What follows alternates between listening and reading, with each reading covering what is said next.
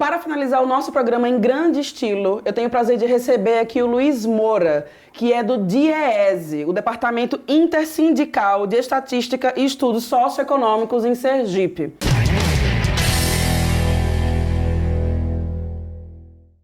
Boa tarde, Luiz, tudo bem? Boa tarde, Aline. Bom, seja bem-vindo ao nosso programa. Obrigado. E eu queria te perguntar o seguinte, Luiz. No último dia 29 de agosto, na quinta-feira, aconteceu no calçadão da Rua João Pessoa, em Aracaju, uma aula pública que foi promovida pelo Sintese. O tema foi A Crise é Fake. Queria saber de você, por que essa crise é falsa? Bom, pelo próprio pronunciamento do governador do estado, né, no início aí do atual mandato dele, ele criou uma situação dizendo que ia ter um decreto de calamidade pública, que o estado estava em dificuldade, que não ia pagar fornecedor, enfim.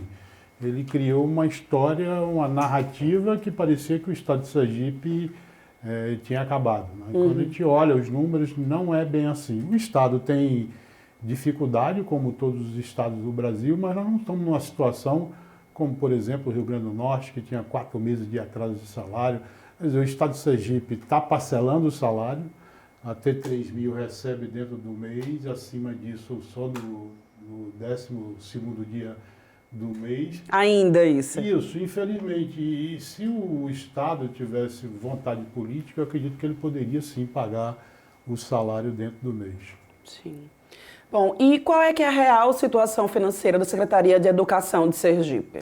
Nós, nas diversas vezes que o Sintese, nós tivemos presente em algumas das reuniões com o governo do estado, primeiro que ele prometeu que iria pagar o piso e ainda retroativo a janeiro de 2019. Sim. Porque, Aline, se você não corrigir o piso aí pelos 4% que foi dado, você acaba criando a situação que foi a de Jacques Barreto. Todo mundo estava ganhando piso porque congelou o salário e você não tinha reajuste e aí o piso encontrou o teto. Né? Então, teve os 4% agora de janeiro, não foi repassado ainda para o salário. O governador disse que ia fazer isso, mas até um momento não concretizou essa fala política. Nós estamos terminando o ano, vamos entrar no mês de setembro, e, de repente, o piso de 2019 vai encontrar com o piso de 2020. Nós não queremos isso. A postura do governador aí tem sido de adiar essa decisão. Agora mesmo ele deu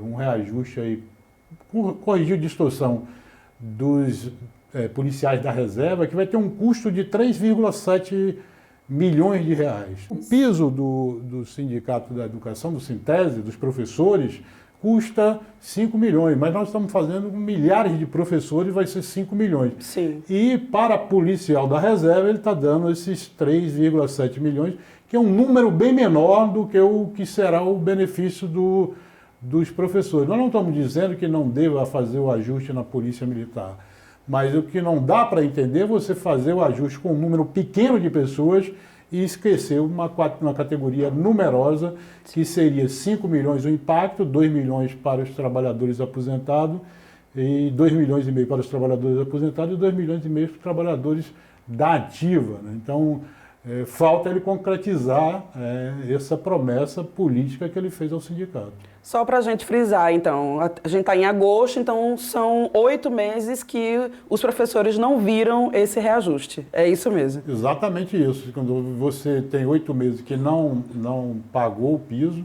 se você olhar, os professores estão perdendo 4% todo mês. Sim. Vezes 8 dá em torno aí de 32% da massa de salário dos professores foram perdidas nesses 8 meses. Então, nós esperamos que o governo cumpra a promessa e que realize o pagamento do reajuste do piso dos professores. Sim. Por isso, essa aula pública no sentido de mostrar à população esse problema, porque às vezes a população não entende e o governador tem adotado uma estratégia de ir aos meios de comunicação, principalmente rádio, né? Sim. Dizer que não tem dinheiro, dizer que está em dificuldade, no entanto ele está realizando a promessa que ele também fez aos policiais da reserva, pagando aí 3,7 milhões de reais por mês aos policiais.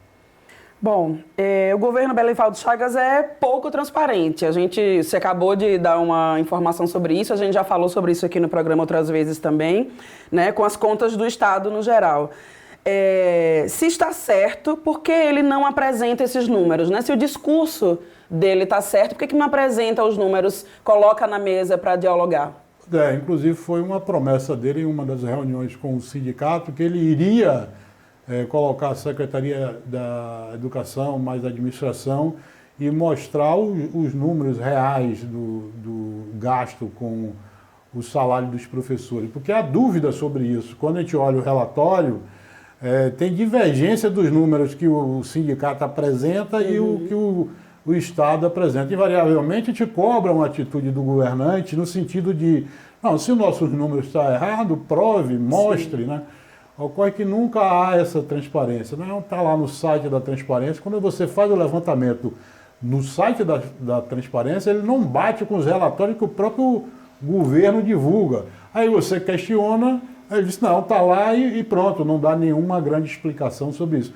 O que nós deveríamos ter acesso era o extrato da conta única do Estado. Aí sim você teria transparência, porque lá é tipo um extrato bancário que você tira no final do mês, né? E tem entradas, saídas. Tem quanto você ganhou, quanto pagou de luz, de supermercado, está tudo lá detalhado. Os números dos relatórios são divergentes, por exemplo, do que a gente acompanha com o próprio do Fundo da Educação. Sim. Não bate os números. E aí o sindicato questiona, ele prometeu mostrar esses números, até agora não fez. Bom, Luiz, obrigada, tá, pela entrevista, pelas informações. Seja bem-vindo sempre que quiser voltar ao programa. Bom, o TV Sem Tese fica por aqui. Boa tarde e boa sorte. Na sala de aula é que se muda uma nação. Na sala de aula não.